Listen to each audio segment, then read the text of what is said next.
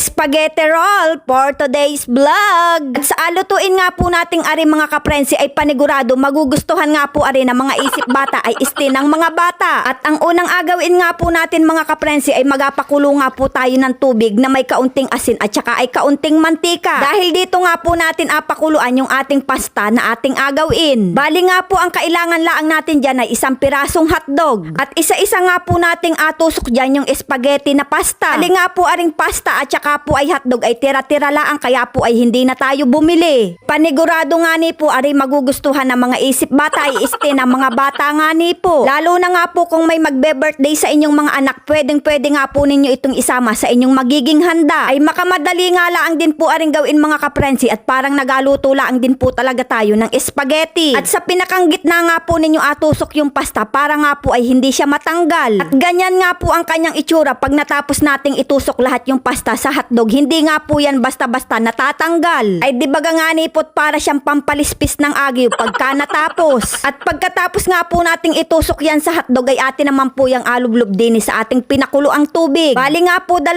piraso muna yung ating inuna para nga po ay hindi magdikit-dikit. Galaw-galawin nga po natin yan sa kawali habang inaluto natin at baka nga po yan ay ma-stroke ay steam magdikit-dikit sa ating kawali. At dahil nga po luto na yan ay atin na nga pong inahon at ari naman pong natitira ang ating iluto uli. Tignan naman po ninyo mga kaprensi kahit nga po yan ay naluto na ay hindi yan basta-basta natatanggal sa hotdog. Kailangan nga din po natin dyan ng 2 pirasong binating itlog. Baka sabihin na naman po ninyo sa akin yan dami ko na namang util ay pwede ko namang gawin na laang aring spaghetti ay haha. At pinahiran nga po natin yan ng tomato sauce ay parang nagaluto nga laang din po man din tayo dyan ng spaghetti at lagyan nga din po natin yan ng makamaraming cheese. Ang pagkakaiba nga laang po na rin inagawa natin ay abilot nga po natin ng paganari. At pagkatapos nga po nating bilutin yan ay pwede na nga po natin yang kainin. Charot lang. Ay alagyan pa nga po natin yan ng binati nating itlog para nga po ay dumikit yung ating alagay dyan na breadcrumbs. At ayan nga po mga kaprensi, isausaw na nga po natin yan sa ating breadcrumbs. Ay mas maganda nga po kung coated